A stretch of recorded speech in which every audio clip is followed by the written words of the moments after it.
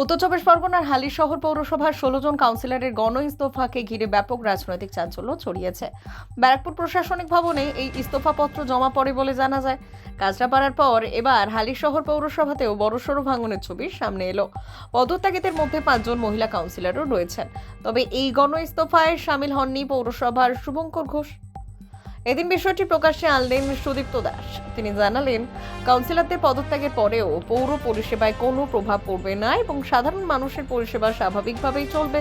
অন্যদিকে ইস্তফার পর ক্ষোভ প্রকাশ করলেন হালি শহরের ৪ নম্বর ওয়ার্ডের কাউন্সিলর মৃত্যুঞ্জয় দাস। তার অভিযোগ, নির্বাচনে দলের ভরাডুবির পর প্রাক্তন বিধায়ক থেকে সাংসদ দলের শীর্ষ নেতৃত্বের কেউই কাউন্সিলরদের সঙ্গে যোগাযোগ রাখেননি। সেই ক্ষোভ থেকে এই গণ ইস্তফার সিদ্ধান্ত বলে রাজনৈতিক মহলের একাংশের মত।